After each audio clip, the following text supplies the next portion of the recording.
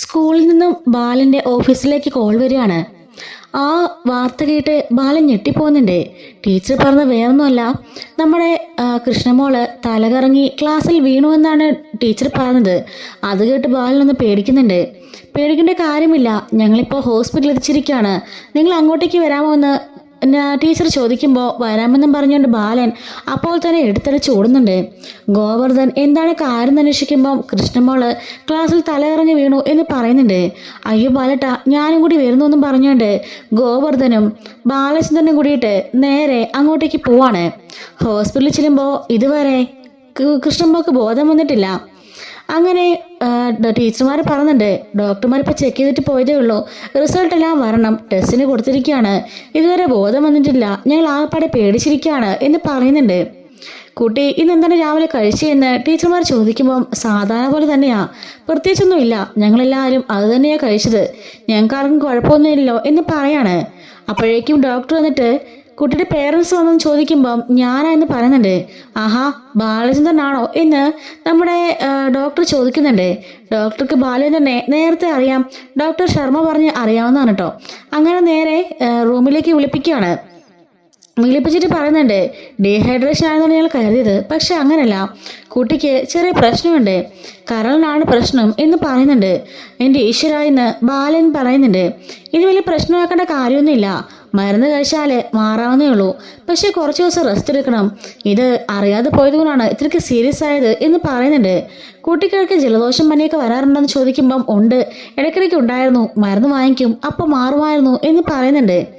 ഇത് അറിയാതെ പോയതുകൊണ്ടാണ് വിഷയം, വേറെ കുഴപ്പമൊന്നുമില്ല, മരുന്നിലൂടെ നമുക്ക് 1 മാസം ചികിത്സയോടെ മാറ്റിയെടുക്കാവുന്നതേ ഉള്ളൂ, അതും കഴിഞ്ഞ് മാറിയില്ലെങ്കിൽ മാത്രം നമുക്ക് വേറെ അന്വേഷിക്കാം എന്ന് പറയുന്നുണ്ട്. ബാക്കി കാര്യങ്ങൾ നോക്കാമെന്ന് പറയാണ്. അങ്ങനെ പുറത്തേക്ക് ഇറങ്ങി വന്നിട്ട് ടീച്ചേഴ്സിന്റെ ബാലൻ ഈ കാര്യം പറയാണ്.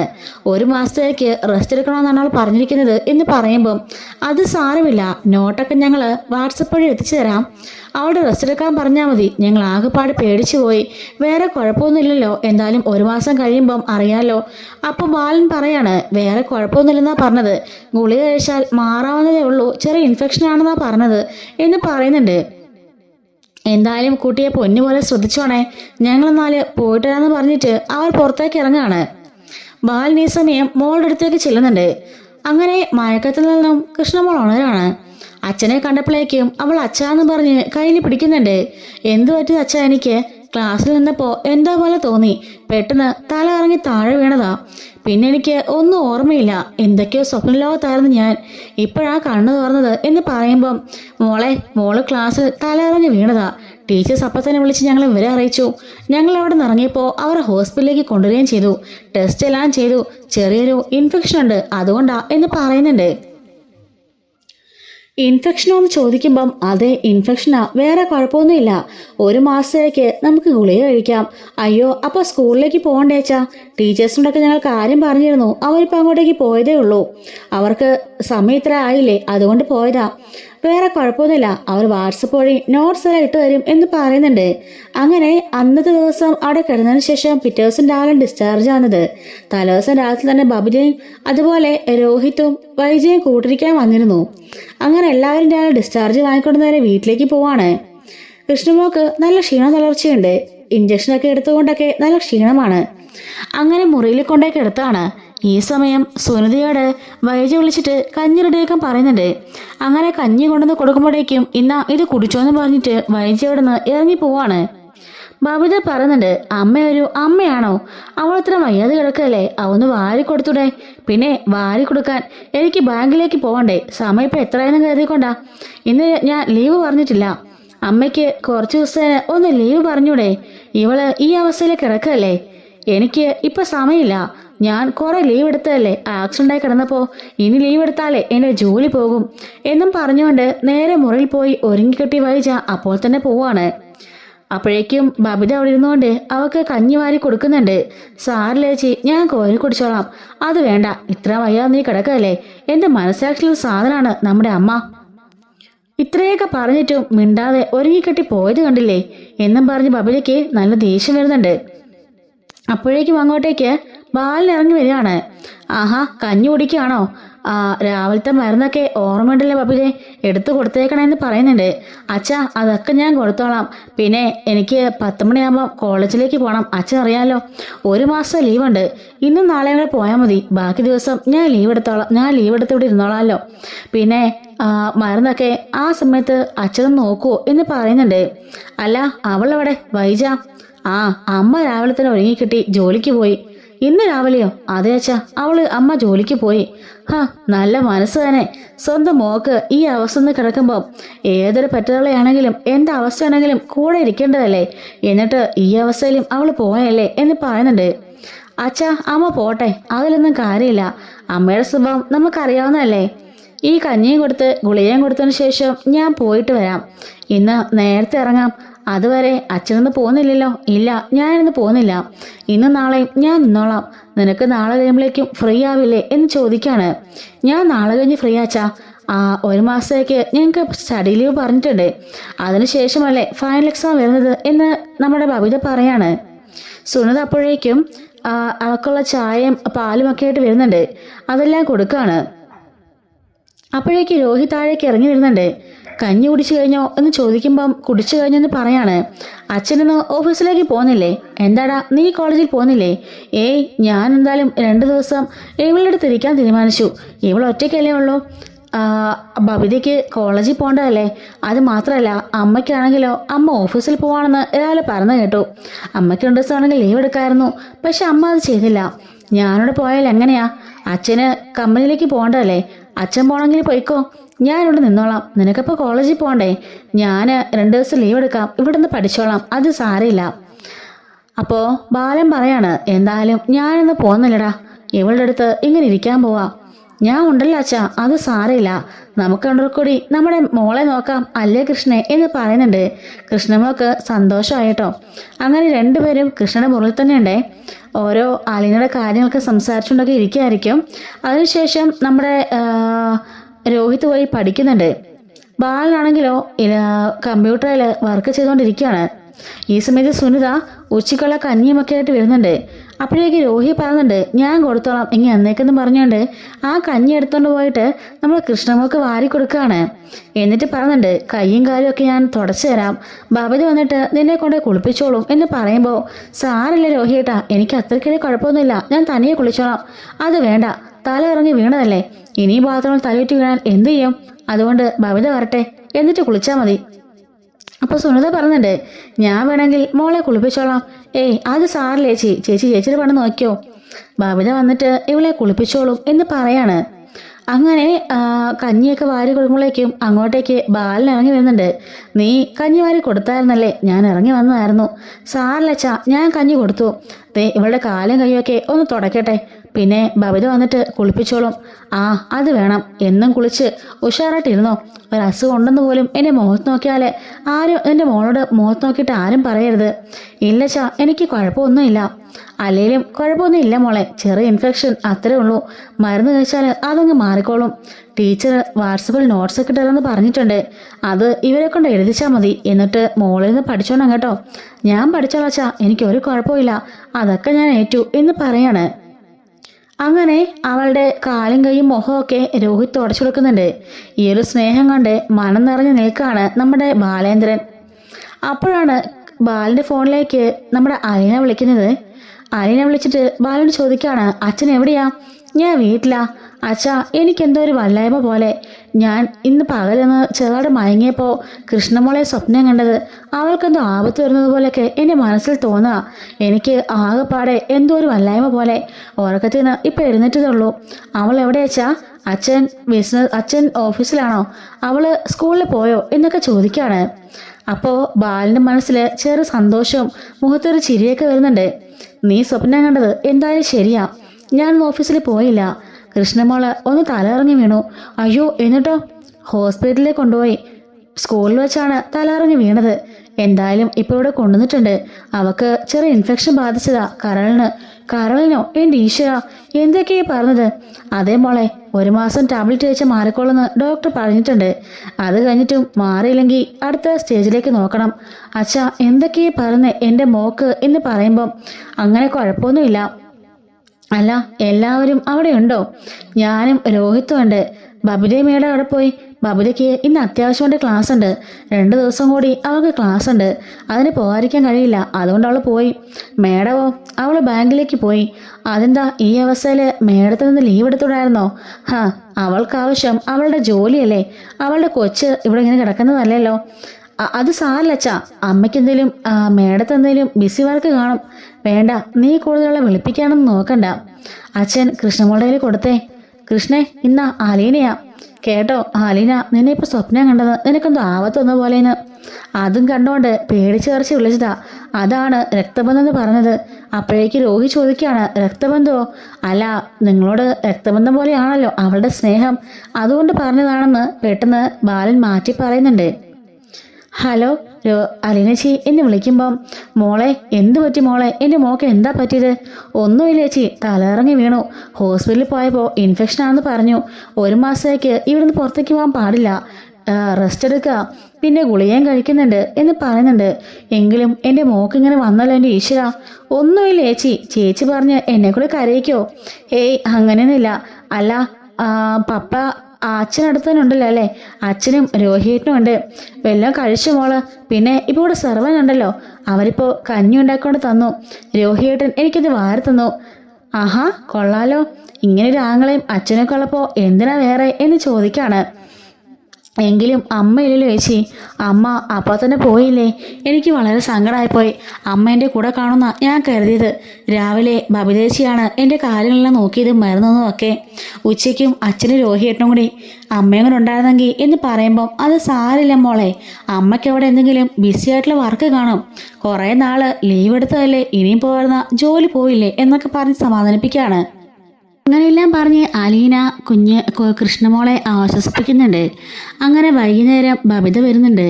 ബബിത വന്നതിന് ശേഷം അവളെ കൊണ്ട് കുളിപ്പിച്ച് അവളുടെ എല്ലാ കാര്യങ്ങളും നോക്കി മുടിയിലാൻ ചീവി ഒതുക്കി അവളെ സുന്ദരിയാക്കി ഇരുത്താണ്. അവളുടെ മരുന്നും നേരവണ്ണം കൊടുക്കുന്നുണ്ട്. അപ്പോഴേക്കും അവളുടെ കൂട്ടുകാർ വാട്സപ്പ് വഴി അവൾക്ക് നോട്ട്സൊക്കെ അയച്ചു കൊടുക്കുന്നത് രോഹിത്തും ബബിതയും കൂടി എഴുതി കൊടുക്കുകയാണ്.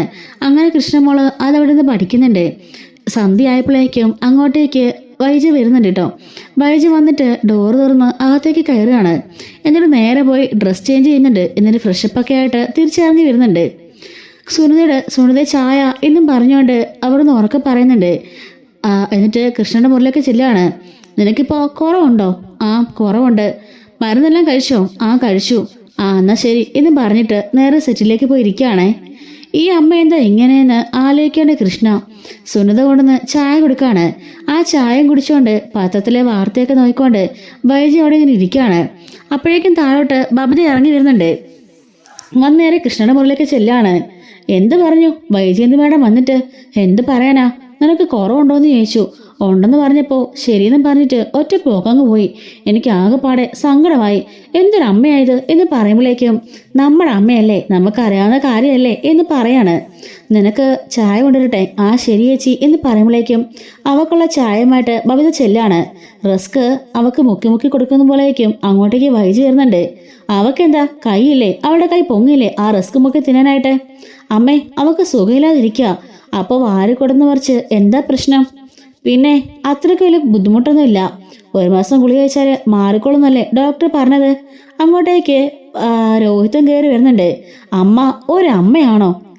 ഓർക്കുമ്പോൾ തന്നെ എന്തോ പോലെ വരുന്നു. ഇന്ന് അമ്മയ്ക്കൊന്ന് പോകാതിരുന്നുണ്ടായിരുന്നോ? ഇവക്ക് ഇത്ര സീരിയസ് ആയിട്ട് കൊണ്ടുവന്നല്ലേ? എന്നിട്ട് ഒന്നും മൈൻഡ് ചെയ്യാതെ രാവിലെ തന്നെ ഒരുങ്ങിക്കെട്ടി പോയി. അവക്ക് കൊടുക്കണ മരുന്ന് എന്ന് അമ്മയ്ക്ക് അറിയോ? അവക്ക് ഒരു നേരത്തെ കഞ്ഞിയെങ്കിലും അമ്മ ഇന്ന് വാരി കൊടുത്തോ? എന്തൊരു സ്ത്രീയാ അമ്മ എന്ന് ചോദിക്കാണ്. ഡാടാ, നീ കൂടുതൽ പറയണ്ട. നോക്കേണ്ടത് എങ്ങനെയാന്നൊക്കെ എനിക്കറിയാം. അവക്കിപ്പോ അത്രയ്ക്കുള്ള കുഴപ്പമൊന്നുമില്ല, അതെനിക്കറിയാലോ. അതുകൊണ്ടല്ലേ ഞാൻ ഒത്തിരി നോക്കാഞ്ഞത്. മതി, അമ്മയുടെ ന്യായീകരണങ്ങളൊന്നും കൂടുതൽ വേണ്ട. അവളെ തലയിറങ്ങി താഴെ വേണ്ടതാ. അങ്ങനെ അവൾ ഒറ്റയ്ക്കാക്കാൻ പറ്റുമോ? ബാത്റൂമിൽ കയറി തലയിറങ്ങി വീണ എന്ത് ചെയ്യും? അതുകൊണ്ട് ഞങ്ങൾ തന്നെ നോക്കുക. അപ്പോൾ നീ എന്താടെ ഇന്ന് കോളേജിൽ പോയില്ലേ? ഞാൻ ഇന്ന് പോയി, നാളെ പോകുന്നുണ്ട്. പിന്നെ ലീവാ. എന്തിനാ ലീവ് എടുക്കുന്നേ? ലീവ് എടുത്തതല്ല, സ്റ്റഡി ലീവാ. ഞാൻ അവളോട് കാണും. അല്ലടാ രോഹി, നീ ഇന്ന് പോയില്ലേ? ഇല്ല, ഞാൻ 2 ദിവസം ലീവ് എടുത്തു. എന്തിന് ലീവ് എടുക്കാൻ? ആര് പറഞ്ഞു? ഇവിടെ സുനിധി ഉണ്ടല്ലോ അവളെ നോക്കാൻ. സുനന്ദയല്ലല്ലോ അവളുടെ കൂടെപ്പിറപ്പ്, ഞാനല്ലേ നോക്കാനേ. എനിക്കറിയാം. അമ്മയ്ക്ക് പറ്റത്തില്ലെങ്കിലേ അത് പറഞ്ഞാൽ മതി. അമ്മയ്ക്ക് പകരമല്ലല്ലോ വീട്ടിലെ ജോലിക്കാരി.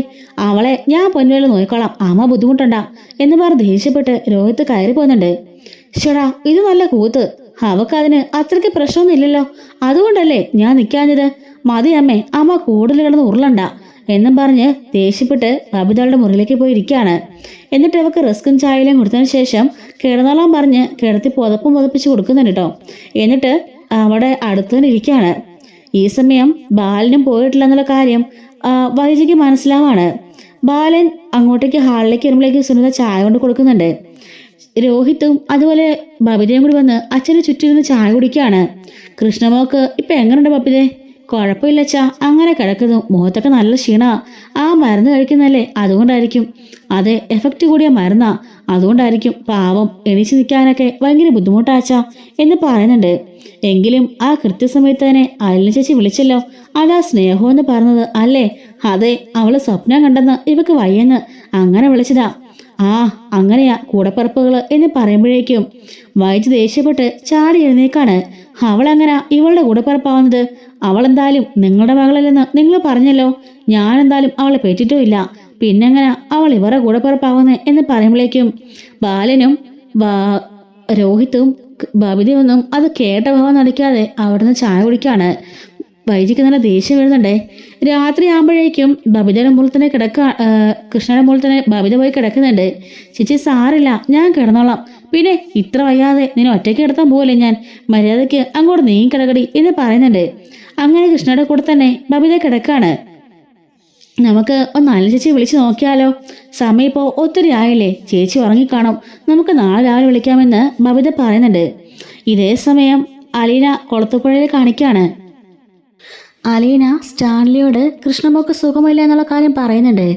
എന്ത് പറ്റിയെന്ന് ചോദിക്കുമ്പം ഇതുപോലെ കരളിന് എന്തോ ഇൻഫെക്ഷൻ ബാധിച്ചതാണെന്നും സ്കൂളിൽ വെച്ച് തലയിറങ്ങി വീണെന്നും പറയാണ്. ഓ പൂവർ ഗേൾ എന്ന് സ്റ്റാൻലി പറയുന്നുണ്ട്. പപ്പ എനിക്ക് അങ്ങോട്ടേക്ക് പോകണം എന്ന് പറയുമ്പോൾ അങ്ങോട്ടേക്ക് എന്തിനാ നീ പോണത്? പിന്നെ എനിക്ക് എൻ്റെ അനുജത്തിയെ കാണണ്ടേ എന്ന് ചോദിക്കുകയാണ്. അവിടെ നോക്കാൻ അവരുടെ സഹോദരങ്ങളും അച്ഛനും അമ്മയും എല്ലാവരും ഉണ്ടല്ലോ, പിന്നെ നീ എന്തിനാ പോകുന്നത്? പപ്പ അവരും എൻ്റെ സഹോദരങ്ങളാ. പപ്പയ്ക്ക് അറിയാലോ, എൻ്റെ അമ്മയുടെ മോളാ അതും. എന്നെ ആദ്യമായി തിരിച്ചറിഞ്ഞ് എന്നെ ഒരുപാട് സ്നേഹിച്ച എൻ്റെ കൃഷ്ണമോളാ. അവളെ എനിക്ക് കാണാൻ പോകണമെന്ന് വെച്ചാൽ ശരി, ഒരാൾ വയ്യ കിടക്കുന്നല്ലേ, പോയി കണ്ടു വാ. കണ്ടാൽ മാത്രം പോരാ, അവൾക്ക് സുഖയില്ലെന്നാ പറഞ്ഞത്. അവളുടെ കൂടെ കുറച്ച് ദിവസം എനിക്ക് നിൽക്കണം. അപ്പോൾ ഞാനിവിടെ ഒറ്റയ്ക്കാവില്ലേ? ഞാൻ വേദന മുമ്പും പപ്പ ഒറ്റയ്ക്കായിരുന്നില്ലേ? പിന്നെ ഇവിടെ ആൻ്റപ്പഞ്ചേട്ടനും പൗലോസേട്ടനും ഒക്കെ ഉണ്ടല്ലോ, അവരാണോ എനിക്ക് കൂട്ടുകാർ? പപ്പ അതല്ല, കൃഷ്ണമോളെ ഇത്ര വയ്യെന്നറിഞ്ഞിട്ട് എനിക്ക് പോകാതിരിക്കാൻ പറ്റില്ല. അവളുടെ കൂടെ കുറച്ച് ദിവസം എനിക്ക് നിൽക്കണം. ഞാനുണ്ടെങ്കിൽ അവൾക്ക് പെട്ടെന്ന് ബെറ്ററാവും, എനിക്ക് ഉറപ്പുണ്ട്. അതൊന്നും പറ്റില്ല അലീന, അത്ര ദിവസം പോയി നിൽക്കാനൊന്നും ഞാൻ സമ്മതിക്കില്ല. എന്താ പപ്പ ഇത്? എനിക്ക് അത്യാവശ്യമായിട്ട് പോയേ പറ്റുള്ളൂ. എനിക്ക് എൻ്റെ മോളെ കാണണം, അവളെ ശുശ്രൂഷിക്കണം. എനിക്ക് വയ്യായിരുന്നപ്പോൾ എന്നെ എന്തുമാത്രം സ്നേഹത്തോടെ നോക്കിയെന്നറിയോ? അവിടെ എല്ലാവരും എന്നെ ഉപദ്രവിച്ചപ്പോഴും എന്നെ കുത്തുവാക്ക് പറഞ്ഞപ്പോഴും എൻ്റെ കൂടെ നിന്ന് എന്നെ സപ്പോർട്ട് ചെയ്തോളാം ആ കുട്ടി. എന്നെ ഒരുപാട് സ്നേഹിച്ചിട്ടുണ്ട്. എന്നെ ചേച്ചി നല്ലാതെ ഒന്നും വിളിച്ചിട്ടില്ല. അത്രയ്ക്ക് സ്നേഹമായിരുന്നു എന്നോട് എന്നൊക്കെ പറയുന്നുണ്ട്. ശരി, ഞാനൊന്ന് ആലോചിക്കട്ടെ എന്ന് സ്റ്റാൻലി പറയുന്നുണ്ട്. പപ്പ രാവിലെ തന്നെ തീരുമാനം പറയണം. എനിക്ക് പാലേക്ക് പോകാനാ, എന്നെ കൊണ്ടുവിടണം എന്ന് പറയുന്നുണ്ട്. അങ്ങനെ പിറ്റേ ദിവസം രാവിലെ ആകുന്നുണ്ട്. പതിവ് പോലെ വൈജ ഒരുങ്ങി ഓഫീസിലേക്ക് പോവാണ്. എത്ര ബബിത പറഞ്ഞിട്ടും വൈജ കേൾക്കുന്നില്ല. ഇന്ന് പോയില്ലെങ്കിൽ എനിക്കിത് അത്യാവശ്യം വർക്കുള്ളതാണ്, എനിക്ക് ജോലി പോകും എന്നൊക്കെ പറഞ്ഞ് വൈജ രാവിലെ തന്നെ ഒരുങ്ങിക്കെട്ടി പോവാണ്. പോകാതെ സുനിതയോട് അവൾക്ക് കഞ്ഞി കൊടുത്തേക്കണം, മരുന്ന് കൊടുക്കണം എന്നൊക്കെ പറഞ്ഞ് ഏൽപ്പിക്കുമ്പം രോഹിത്ത് പറയുന്നുണ്ട്, അതൊക്കെ കൊടുക്കാൻ ഇവിടെ ഞാനുണ്ട്, വേറെ ആരെയും ഏൽപ്പിക്കേണ്ട കാര്യമൊന്നുമില്ല എന്ന് പറയാണ്. നീ ഇങ്ങനെ കോളേജിലും പോവാതെ ലീവ് എടുത്തിരുന്നോ? 2 ദിവസത്തെ കാര്യമല്ലേ ഉള്ളൂ, അപ്പോഴേക്കും ബബിതയോടെ നിൽക്കുമല്ലോ. അമ്മാമ്മയുടെ കാര്യം നോക്കി പോയിക്കോ എന്ന് പറഞ്ഞ് രോഹിത്ത് ദേഷ്യസ്വഭാവത്തിൽ സംസാരിക്കുകയാണ്. വൈജി ഒന്നും മൈൻഡ് ചെയ്യാതെ അവൾ ഓഫീസിലേക്ക് പോകുന്നുണ്ട്. അപ്പോഴേക്കും ബാലൻ താഴേക്ക് ഇറങ്ങുകയാണ്. അച്ഛൻ ഓഫീസിലേക്ക് പോകുന്നില്ലേ? ഇല്ലടാ, ഞാൻ ഗോവർദ്ധനെ പറഞ്ഞ് ഏൽപ്പിച്ചു. എനിക്കൊരു സമാധാനം കിട്ടുമോ അവിടെ പോയി ഇരുന്നാല്? കുഞ്ഞ് ഇങ്ങനെ കിടക്കുകയല്ലേ എന്ന് പറയുമ്പം ബബിത പറയാണ്, ഓഫീസിലെ കാര്യങ്ങളെല്ലാം ഗോവർദ്ധനങ്ങളുള്ളതുകൊണ്ട് നടന്നോളും, എങ്കിലും അച്ഛനും വേണ്ടേ അവിടെ? ഇവിടെ ഇരുന്നുകൊണ്ട് വർക്ക് ചെയ്യാൻ തീരുമാനിച്ചു എന്ന് പറയാണ്. അങ്ങനെ രാവിലത്തെ കഞ്ഞിയും ടാബ്ലറ്റും എല്ലാം കൊടുത്ത് തുടച്ചു പറക്കി ഇരുത്തിയതിനു ശേഷം ബബിത പോവാണ്. രോഹിത്തും അച്ഛനും പഴയതുപോലെ അവളെ ഇരുന്ന് നോക്കുന്നുണ്ട് കേട്ടോ. എന്തായാലും ബബിത നാളെ മുതൽ നിൽക്കുമല്ലോ, അപ്പം അച്ഛൻ പോയിക്കോ അച്ഛാ. ആ, നാളെ തൊട്ട് എന്തായാലും പോകണം. 2 ദിവസം ഇവളുടെ കൂടെ ഇരുന്നില്ലെങ്കിൽ എനിക്കൊരു സമാധാനം കിട്ടില്ല. എങ്കിലും അമ്മ എന്തൊരു സാധനം അച്ഛാ, എൻ്റെ കൂടെ ഒന്ന് ഇരിക്കുന്ന പോലും ഇല്ല അച്ഛാ. രാത്രിയിൽ വന്ന് ചോദിക്കാം നിനക്ക് കുറവുണ്ടോയെന്ന്, അല്ലാതെ ഒന്നും മിണ്ടിയില്ല അച്ഛാ. എനിക്ക് സങ്കടം വരുന്നു. മോള് സങ്കടപ്പെടണ്ട, ടെൻഷൻ അടിക്കണ്ടെന്ന് ഡോക്ടർ പറഞ്ഞത് ഓർമ്മയുണ്ടല്ലോ. ഗുളികയൊക്കെ കഴിച്ചുകൊണ്ടിരിക്കുന്നതല്ലേ, മോള് കൂളായിട്ടിരിക്കണം എന്ന് പറയാണ്. അതേസമയം രാവിലെ എഴുന്നേറ്റ ഉടനെ അലീന ബാഗൊക്കെ പാക്ക് ചെയ്യുന്നത് സ്റ്റാലിൽ കണ്ടു. അല്ല, ബാഗൊക്കെ പാക്ക് ചെയ്ത് എങ്ങോട്ടാ? ഞാൻ പറഞ്ഞില്ലേ എനിക്ക് പാലായ്ക്ക് പോകണം, എൻ്റെ കൃഷ്ണമോളെ കാണണം. ശരി, ബൈജുവിനെ ഞാൻ ഏർപ്പാടാക്കിയിട്ടുണ്ട്, നീ പോയിക്കോ. അല്ല, എത്ര ദിവസം താമസിക്കാൻ ഉദ്ദേശം? അവക്ക് ഒന്ന് കുറവാകുന്നതും വരെ. 1 മാസം അല്ലേ ഡോക്ടർ പറഞ്ഞത്? 1 മാസം നീ അവിടെ നിൽക്കാനുള്ള പ്ലാനാണോ? 1 മാസം ഇല്ലെങ്കിലും അവക്കൊന്ന് ഭേദമാകുന്നത് വരെ അവിടെ നിൽക്കാനാണ് പ്ലാൻ എന്ന് പറയുന്നുണ്ട്. അങ്ങനെ സ്റ്റാൻലി പോകാനിറങ്ങുമ്പം അല്ലയുടെ കയ്യിൽ കുറച്ച് ക്യാഷ് കൊടുക്കാണ്. ഇതെന്തിനാ പപ്പാന്ന് ചോദിക്കുമ്പം നിനക്ക് അവിടെ പോയിട്ട് ക്യാഷിൻ്റെ ആവശ്യം വരില്ലേ? അവിടെ എന്തിനാപ്പാ എനിക്ക് ക്യാഷിൻ്റെ ആവശ്യം? അവിടെ എല്ലാ സൗകര്യങ്ങളും ഉണ്ടല്ലോ. എങ്കിലും വൈജായിപ്പോഴും നിന്നെ തിരിച്ചറിഞ്ഞിട്ടില്ല. നീ മകളാണെന്ന് അവൾക്കറിയുകയില്ല. അവിടെ എപ്പോഴും നിനക്കിനെ കുത്തുവാക്ക് തന്നെ ആയിരിക്കും. പിന്നെ അവിടെ പോയി വീട്ടുജോലിയൊന്നും ചെയ്യാൻ നിൽക്കണ്ട കേട്ടോ. അതൊന്നും എനിക്കിഷ്ടമില്ലെന്ന് നിനക്കറിയാലോ. അവിടെ ഇപ്പോൾ ഒരു വീട്ടുജോലിക്കാരിയുണ്ട്, അതുകൊണ്ട് കുഴപ്പമില്ല. ഞാൻ പോണത് എൻ്റെ കുഞ്ഞിനെ പരിചരിക്കാനാ, അത് മാത്രമേ ചെയ്യുള്ളൂ അപ്പ എന്ന് പറയുന്നുണ്ട്. ശരി ബൈജു, സുരക്ഷിതയായിട്ട് എൻ്റെ മകളെ അവിടെ കൊണ്ടാക്കണം. ഒത്തിരി സ്പീഡൊന്നും വേണ്ട കേട്ടല്ലോ. ശരി ശരി സാബ് എന്ന് പറഞ്ഞുകൊണ്ട് ബൈജു വണ്ടിയിൽ കയറാണ്. പിന്നെ ഞാൻ വരാത്തതിൻ്റെ കാരണം നിനക്കറിയാലോ. അവിടെയുള്ളവർ എന്നെ കാണുന്നത് മേനോന് ഇഷ്ടമില്ല, അതുകൊണ്ടാണ് അങ്ങോട്ടേക്ക് വരാത്തത് എന്ന് പറയുന്നുണ്ട്. അങ്ങനെ അവളുടെ കയ്യിലേക്ക് നിർബന്ധിച്ച് കുറച്ച് പണം സ്റ്റാലിൽ വെച്ച് കൊടുക്കുന്നുണ്ട്. എന്നിട്ട് പറയുന്നുണ്ട്, പണ്ടത്തെപ്പോലെ അവിടെ പോയിട്ട് ആ ചുരിദാറൊന്നും ഇട്ടുകൊണ്ട് നടക്കണ്ട. ഞാൻ വാങ്ങി തന്ന കുറേ നല്ല ചുരിദാറുണ്ടല്ലോ, പിന്നെ അവിടെ നിന്ന് കൊണ്ടുവന്നപ്പോഴും കുറേ നല്ല ഡ്രസ്സൊക്കെ ഉണ്ടായിരുന്നല്ലോ, അതൊക്കെ ധരിച്ചാൽ മതി വീട്ടിൽ. പഴയതുപോലെ നീ വേലക്കാരില്ലെന്ന് നിനക്ക് ഓർമ്മ വേണം. ലെഫ്റ്റനന്റ് കേണൽ സ്റ്റാലി ജോസഫിൻ്റെ മകളാ നീ. ആ ഒരു പ്രൗഢിയും പ്രശസ്തിയും എപ്പോഴും നിനക്ക് വേണം. ആ ഒരു തലയെടുപ്പോടുകൂടി മാത്രമേ നടക്കാവുള്ളൂ എന്നും സ്റ്റാലി പറഞ്ഞുവിടുകയാണ്. അങ്ങനെ അലീന പാലായിൽ പറയുന്നില്ല താൻ വരുന്നുണ്ടെന്ന്. കുട്ടികൾക്കൊരു സർപ്രൈസ് ആയിക്കോട്ടെ എന്ന് കരുതുന്നുണ്ട്. പപ്പ വന്ന പണം കയ്യിലിരിക്കുകയാണല്ലോ. അങ്ങനെ പാലാ ടൗണിൽ എത്തിയപ്പോഴേക്കും ബൈജുനോട് അവിടെ നിന്ന് സ്റ്റോപ്പ് ചെയ്യാൻ പറയുന്നുണ്ട്. ഒരു സ്വീറ്റ്സ് ബേക്കറിലേക്ക് കയറിയിട്ട് അവിടെ നിന്ന് കുറേ സ്വീറ്റ്സും ഒക്കെ മേടിക്കുകയാണ്. പിന്നെ ഒരു കടയിൽ കയറി കുറേ ഫ്രൂട്ട്സ് മേടിക്കുന്നുണ്ട്. അങ്ങനെ ഒരുപാട് സാധനങ്ങൾ കുട്ടികൾക്കായിട്ട് മേടിക്കുന്നുണ്ട്. ചോക്ലേറ്റ്സും സാധനം എല്ലാം മേടിക്കുകയാണേ. അങ്ങനെ മേടിച്ചുകൊണ്ട് അവിടെ നിന്ന് തിരിച്ചു വരുന്നുണ്ട്. ഈ സമയം അപ്പോഴേക്കും സമയം ഏകദേശം ഒരു വൈകുന്നേര സമയമായിട്ടുണ്ട്. ബബിതയും അതുപോലെ ബാലേന്ദ്രനൊക്കെ വീട്ടിലേക്ക് എത്തിയിട്ടോ. വൈജയന്തി ഇതുവരെ എത്തിയിട്ടില്ല. ബൈജു പാലായിലെ കടപ്പുരക്കൽ വീടിൻ്റെ വാതിൽക്കൽ കൊണ്ടുവന്ന് വണ്ടി നിർത്താണ്. നമ്മുടെ അലീന വണ്ടിയിൽ നിന്ന് ഇറങ്ങുന്നുണ്ട്. അങ്ങനെ ലഗേജുകളെല്ലാം ഞാൻ എടുക്കാമെന്ന് ബൈജു പറയുന്നുണ്ട്. അലീന മുമ്പിൽ നടന്നു പോവാണ്. പോയിട്ട് ഡോറിന് ബെല്ലടിക്കുന്നുണ്ട്. ബൈജു പിന്നാലെ തന്നെ അവളുടെ ലഗേജും സാധനങ്ങളൊക്കെ ആയിട്ട് പിന്നാലെ തന്നെ വരുന്നുണ്ട്. ഡോർ തുറക്കുന്നത് നമ്മുടെ ബബിതയാണ്. ഡോർ തുറന്ന ബബിത ഞെട്ടിപ്പോകുന്നുണ്ട്. അലീന ചേച്ചിയെന്ന് വിളിച്ചുകൊണ്ട് ഓടിയെന്ന് കെട്ടിപ്പിടിക്കുകയാണ്. എൻ്റെ മോളെ, ഞാനിപ്പോൾ മറിഞ്ഞ് താഴെ പോയാനല്ലോ. രോഹി വന്നപ്പോഴും ചേച്ചിന്ന് വിളിച്ചുകൊണ്ട് ഓടി വന്നിട്ട് അവളുടെ കൈക്ക് ഇങ്ങനെ പിടിക്കുന്നുണ്ട്. ചേച്ചി എന്താ ഒരു മുന്നറിയിപ്പില്ലാതെ സർപ്രൈസായി പോയല്ലോ എന്ന് പറയുന്നുണ്ട്. ബൈജു ചേട്ടാ അകത്തേക്ക് വെച്ചേക്ക് എന്ന് പറയാണ്. ബൈജു അകത്തേക്ക് അവളുടെ ട്രാവൽ ബാഗും അതുപോലെ ഹാൻഡ് ബാഗും പിന്നെ ഫ്രൂട്ട്സും കൊണ്ടുവന്ന സാധനങ്ങളെല്ലാം ടേബിളിലേക്ക് വെക്കുകയാണ്. കുഞ്ഞെ മുറി എവിടാ? ഞാനിത് അങ്ങോട്ടേക്ക് വെച്ചേക്കാം. അത് സാരില്ല, അത് ഞങ്ങൾ വെച്ചോളാമെന്ന് അലീന പറയുന്നുണ്ട്. എന്നാൽ ഞാൻ പോട്ടെ നിറമ്പം ശരി ബൈജു ചേട്ടാ അങ്ങ് ഓടിയെത്താനുള്ളതല്ലേ, പോയിക്കോ എന്ന് പറയാണ്. അങ്ങനെ ബൈജു തിരിച്ചു പോകുന്നുണ്ട്. അലീന അകത്തേക്ക് കയറി വന്നപ്പോഴേക്കും അല്ല കൃഷ്ണമോൾ എവിടെയും ചോദിക്കുകയാണ്. അകത്ത് കിടക്കുക, ചേച്ചിയെ രാവിലെ മുതൽ വിളിക്കണമെന്ന് പറഞ്ഞിരിക്കുക. ആളും മറന്നുപോയിട്ട് നല്ല ഉറക്കമായിരുന്നു, ഇപ്പം എഴുന്നേറ്റിട്ടുണ്ട്, കുളിയൊക്കെ കഴിഞ്ഞിട്ടിരിക്കുക. ചേച്ചിയെ കണ്ടാലേ അവൾ ഞെട്ടിപ്പോവും, ഭയങ്കര സന്തോഷമായിരിക്കും എന്ന് പറയുന്നുണ്ട്. എങ്കിലേ നമുക്കൊരു സർപ്രൈസ് കൊടുക്കാം എന്ന് പറഞ്ഞുകൊണ്ട് പോയിട്ട് ഡോർ തുറക്കുന്നത് ബബിതയും രോഹിത്തും കൂടാണേ. രണ്ടുപേരും പോയി ഡോർ തുറക്കുമ്പോഴേക്കും കൃഷ്ണമോളാണെങ്കിലോ ഇങ്ങനെ എണീച്ചിരുന്ന് പുസ്തകം വായിച്ചുകൊണ്ടിരിക്കുകയാണ്. ഇവർ തൊട്ട് പിന്നിലായിട്ട് അലീനയുണ്ട്. ദേ നിനക്കൊരു സർപ്രൈസ് ഉണ്ടെന്ന് പറഞ്ഞുകൊണ്ട് രണ്ടുപേരും 2 വശത്തേക്ക് മാറുമ്പം കാണുന്നത് അലീനയാണ്. ചേച്ചി, അലീന ചേച്ചി എന്ന് പറഞ്ഞുകൊണ്ട് കൃഷ്ണമോളെ തുള്ളി ചാടുന്നുണ്ട്. ഇറങ്ങണ്ട ഞാൻ അങ്ങോട്ട് വരാമെന്ന് പറഞ്ഞുകൊണ്ട് ഓടിപ്പോയി കൃഷ്ണമോളെ കെട്ടിപ്പിടിക്കുകയാണ്. ചേച്ചി, എങ്കിലും വല്ലാത്ത സർപ്രൈസ് ആയി പോയല്ലോ എന്ന് പറയുന്നുണ്ട്. പിന്നെ എൻ്റെ മോൾക്ക് വയ്യെന്നറിഞ്ഞാൽ ഞാൻ വരാതിരിക്കോ? ഞാനേ പറന്നെങ്ങെത്തും. പപ്പയോട് ഞാൻ പറഞ്ഞ് പെർമിഷൻ മേടിച്ച് ഇങ്ങ് പോന്നു. കുറച്ച് ദിവസം തന്നെ നോക്കാൻ ഞാനിവിടെ കാണും എന്ന് പറയാണ്. അല്ല ചേച്ചി, നാളെ മുതൽ എനിക്ക് ലീവുണ്ട്. ഞാൻ നിൽക്കാന്ന് ഓർത്തായിരുന്നു. പിന്നെ രോഹിത്തേട്ടൻ ഇന്ന് ലീവ് എടുത്തതാ. പപ്പയും ഉണ്ടായിരുന്നു. ഇച്ചിരി മുമ്പേ ഗോവർദ്ധനങ്ങൾ വിളിച്ചിട്ട് പോയതാ. ഇപ്പം കയറി വന്നതേ ഉള്ളൂ. അപ്പോഴേക്കും ആരാ മോളെ ബെല്ലടിച്ചത് എന്ന് ചോദിച്ചുകൊണ്ട് ബാലേന്ദ്രൻ മുകളിൽ നിന്ന് ഇറങ്ങി വരാണ്. അലീനെ കണ്ടപ്പോൾ ബാലന്റെ കണ്ണുകൾ നിറയുന്നുണ്ട് കേട്ടോ. മോളെ അലീന എന്ന് വിളിക്കുകയാണ്. അച്ഛാന്നും പറഞ്ഞിട്ട് ഓടിയെന്ന് അലീന ബാലനെ കെട്ടിപ്പിടിക്കുന്നുണ്ട്. നീ എന്താടി പറയാതെ ഇങ്ങ് പോകുന്നത്? നിനക്ക് ലീവ് കിട്ടിയോ? പിന്നെ അല്ലാണ്ട് ലീവിന് എടുക്കാതിരിക്കുമോ? എൻ്റെ മോക്ക് വയ്യെന്ന് അറിയുമ്പോൾ ഞാൻ പിന്നെ അങ്ങനെ വരാതിരിക്കുക? കൃഷ്ണമ്മക്ക് വയ്യെന്ന് അറിഞ്ഞപ്പോൾ തൊട്ട് എനിക്കൊരു സമാധാനമില്ല. അവിടെ ഇരുന്നിട്ട് ഇരിപ്പുറക്കുന്നില്ല, ആഹാരം പോലും ഇറങ്ങുന്നില്ല. അതുകൊണ്ട് ഞാനിങ്ങ് പോന്നു. അപ്പോഴേക്ക് സുനിത ചായമോട്ട ഹാളിലേക്ക് വരുന്നുണ്ട്. ഇതാണോ പുതിയ സെർവൻ്റ് എന്ന് ചോദിക്കുമ്പം അതെ, എൻ്റെ പേര് സുനിത എന്ന് പറയാണ്. കാര്യങ്ങളെല്ലാം ഞാൻ അറിയുന്നുണ്ട് ചേച്ചി. ചേച്ചിയെക്കുറിച്ച് കൃഷ്ണമ്മള് പറഞ്ഞിരുന്നു എന്ന് പറയാണ്. അങ്ങനെ പറഞ്ഞുകൊണ്ട് അലീന അവിടെ നിന്ന് ചായയൊക്കെ കുടിച്ചുകൊണ്ട് എന്നിട്ട് സ്വീറ്റ്സും ഫ്രൂട്ട്സും എല്ലാം എടുത്ത് എല്ലാവർക്കും കൊടുക്കാണ്. അല്ല മേഡം ഇതിൽ വന്നില്ലേ? ഇല്ല, വരാറാവുന്നുണ്ട്. എന്നെന്തായാലും ഒരു പൊട്ടിത്തെറി ഉണ്ടാവും അല്ലേ അല്ല ചേച്ചി എന്ന് ചോദിക്കാണ് രോഹിത്ത്. പിന്നെ അല്ലാതെ എന്ന് പറയുന്നുണ്ട്. ലഗേജ് എടുത്തുകൊണ്ട് കൃഷ്ണമ്മളുടെ മുറിയിലേക്ക് വെക്കുകയാണ്. ബബിത പറയാണ്, ആശ്വാസമായി. ഞങ്ങൾക്ക് എല്ലാവർക്കും വല്ലത്തെ പേടിയായിരുന്നു. ഇവളുടെ കാര്യത്തിൽ എങ്ങനെയാവുമെന്ന് ഇനി പേടിക്കണ്ട, ചേച്ചി വന്നല്ലോ എന്ന് പറയുന്നുണ്ട്.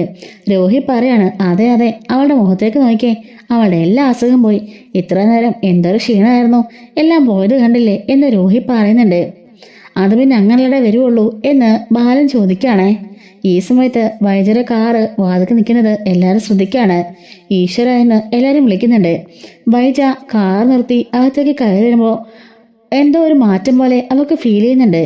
അകത്തേക്ക് നേരെ വരുമ്പോൾ കൃഷ്ണയുടെ മുറിയിൽ എല്ലാവരും കൂടി ചുറ്റും നിൽക്കുന്നത് കണ്ടുകൊണ്ട് വൈജ ഒന്ന് പേടിക്കുകയാണ്.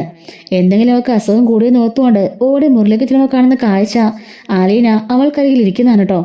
അത് കണ്ടപാടെ അടി മുതൽ മുടി വരെ പെരുത്ത് കയറുന്നുണ്ട് വൈജയ്ക്ക്. ആ കാഴ്ച കണ്ട് വൈജ ഞെട്ടി നിൽക്കുകയാണ്. നീ എന്തിനാടി വീണ്ടും ഇങ്ങോട്ടേക്ക് വലിഞ്ഞു കയറിയെന്ന് ചോദിക്കുന്നുണ്ട്. അല്ല പറയാണ്, കൃഷ്ണമ്മക്ക് വയ്യെന്ന് പറഞ്ഞു, അതുകൊണ്ട് ഞാനിങ്ങ് പോന്നു.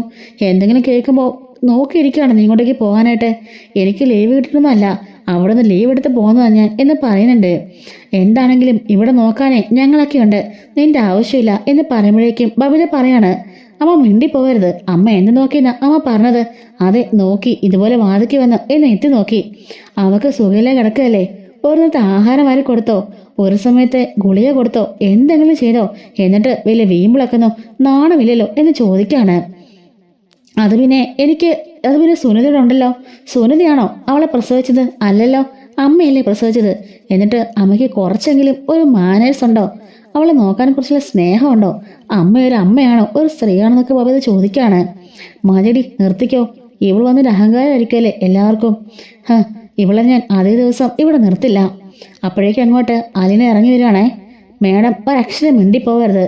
2 ദിവസം ആയല്ലോ അവളുടെ അടുത്ത് ഒരു നേരം പോലും ഇരിക്കാതെ. മേഡം ദൃശ്യത്തിന് പോയിട്ട് കൂടുതൽ വീമ്പൊന്നും പറയണ്ട. ഒരു ദിവസമല്ല, 15 ദിവസമെങ്കിലും ഞാനിവിടെ കാണും. ഇവക്ക് കുറവായിട്ടേ ഞാൻ അവിടുന്ന് പോകുന്നുള്ളൂ. അത്ര ലീവ് മേടിച്ചിട്ടാ ഞാൻ ഇങ്ങോട്ടേക്ക് വന്നത് എന്ന് പറയുന്നുണ്ട്. അവളുടെ ഈ ഒരു തിരിച്ചു പറച്ചിൽ കേട്ടിട്ട് വൈജ എങ്ങനെ സ്റ്റക്കായി നിൽക്കുകയാണ്. ഇതുവരെ അലീന ഇങ്ങനെ പറഞ്ഞിട്ടില്ല.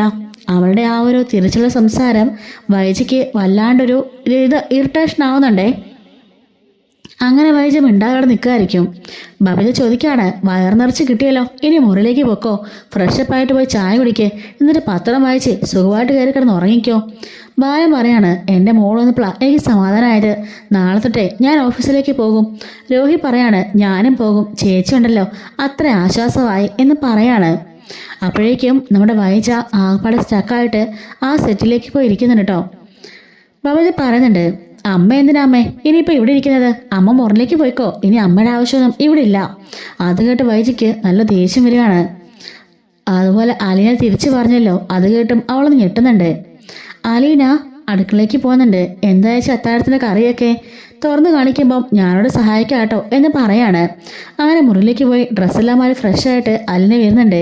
കൃഷ്ണമോൾ അടുത്ത് തന്നെ ഇരിക്കുകയാണ്. അവൾക്ക് പഠിക്കാനുള്ളതെല്ലാം പറഞ്ഞു കൊടുത്ത് അവളുടെ നോട്ട്സൊക്കെ എഴുതി ഇരിക്കുകയാണേ. ബാലൻ പറയാണ്, മോളെ അലീന ഇങ്ങ് വാ കഴിക്കാം എന്നും പറയുമ്പോഴേക്കും കൃഷ്ണമോളെ കൂടി അവൾ എണീപ്പിച്ചിട്ട് വരുന്നുണ്ട്. അയ്യോ, ഇവളെ എഴുന്നേൽപ്പിക്കണ്ടായിരുന്നല്ലോ. അത് സാരില്ല, ഒറ്റയ്ക്ക് കിടന്ന് കഴിച്ചാലേ ഭയങ്കര ബുദ്ധിമുട്ടാ അല്ലേ കൃഷ്ണമോളെ എന്നും പറഞ്ഞ് ടേബിളിലേക്ക് കൊണ്ടിരുത്താണ്. അവളുള്ളിടത്ത് ഇരിക്കാതെ വൈജ അകത്ത് പോയി ഡോറടയ്ക്കുന്നുണ്ടേ. സുനിത വന്ന് എല്ലാവർക്കും വിളമ്പി കൊടുക്കുകയാണ്. അങ്ങനെ ബാലനും അലീനയൊക്കെ ഒരുപാട് നാൾക്ക് ശേഷം ഒരുമിച്ചിരുന്ന് ആഹാരം കഴിക്കുന്നുണ്ട്. കൃഷ്ണയാണെങ്കിലോ പഴയതിലും ആക്റ്റീവായി കാണുന്നുണ്ട്. എൻ്റെ മോൾക്ക് ഒരു കുഴപ്പമില്ല, ചേച്ചി പോകുന്നതിന് മുമ്പ് മോൾക്ക് എല്ലാ അസുഖം മാറിയിരിക്കും കേട്ടോ എന്നും പറഞ്ഞ് ആശ്വസിപ്പിച്ചിട്ട് അവിടുന്ന് പോവാണേ. അവിടുന്ന് കഴിക്കുന്നുണ്ട്. വൈജയ്ക്ക് ആകെപ്പാടെ അങ്കലാപ്പായി. ഇനി ഇവൾ തിരിച്ചു പോയില്ലേ, ഇനി വീണ്ടും ബാലനുമായിട്ട് ഇവൾ അടുക്കുവോ, രോഹി ഇവൾ വലയിലാക്കുവോ എന്നൊക്കെയുള്ള നൂറുകൂട്ടം ചിന്തകളാണ്. അങ്ങനെ നമ്മുടെ ബബതി ആണെങ്കിൽ പറയുന്നുണ്ട്, ചേച്ചി നിന്നാലും കൃത്യസമയത്താ, അമ്മയ്ക്ക് നല്ല ഷോക്കായിട്ടുണ്ട്. എങ്കിലും അമ്മ കാണിച്ചത് അത്രയ്ക്ക് അഹങ്കാരല്ലേ, 2 ദിവസമായിട്ടൊന്നും നിൽക്കുക പോലും ചെയ്തില്ല, എന്നിട്ട് കൂടുതൽ വീമ്പിളക്കാൻ വരുന്നു. സുനിത ചേച്ചിയാണോ ഇവളുടെ കാര്യങ്ങൾ നോക്കേണ്ടത് അല്ലല്ലോ എന്നൊക്കെ പറഞ്ഞ് ബബതി ദേഷ്യപ്പെടുമ്പോൾ, മോളെ ദേഷ്യപ്പെടാതെ, സാരമില്ല, ഓരോരുത്തർക്കും അവൻ്റെ ഓരോ കാര്യങ്ങൾ കാണില്ലേ, അത് മാത്രമല്ല ഓരോരുത്തർക്കും അവൻ്റെ ക്യാരക്ടേഴ്സ് ഉണ്ട്, അതുകൊണ്ടാ എന്നൊക്കെ പറഞ്ഞ് സമാധാനിപ്പിക്കുകയാണ് കേട്ടോ. അങ്ങനെ കൃഷ്ണമോൾക്ക് കുറവാകുന്നത് വരെ അലീന അവിടെ തന്നെ താമസിക്കുകയാണ്. വൈജ ഇടയ്ക്കൊക്കെ പ്രശ്നം ഉണ്ടാക്കുന്നുണ്ടെങ്കിലും അതൊന്നും മൈൻഡ് ചെയ്യാതെ തിരിച്ച് മറുപടിയൊക്കെ പറഞ്ഞ് കൃഷ്ണമോളുടെ എല്ലാ അസുഖവും മാറി ആൻറ്റിബയോട്ടിക് ഒരു ടാബ്ലറ്റോട് കൂടിയിട്ട് എല്ലാ അസുഖവും മാറുന്നുണ്ട്. എല്ലാം മാറിയതിന് ശേഷമാണ് അലീന തിരിച്ച് നാട്ടിലേക്ക് പോണത്. അതും ബാലനാണ് കേട്ടോ കൊണ്ടുവിടുന്നത്. അങ്ങനെ ഹാപ്പിയായിട്ട് 1 മാസത്തോളം അലീന ഇവിടെ വന്ന് നിൽക്കുന്നുണ്ട്. അപ്പോഴേക്കും സ്റ്റാലിൻ്റെ വീട്ടിൽ ആകെപ്പാട് പ്രശ്നങ്ങളാവുന്നുണ്ട്. ഇനി പ്രശ്നങ്ങൾ പരിഹരിക്കാനായിട്ട് അലീന അങ്ങോട്ടേക്ക് പോവാണ്.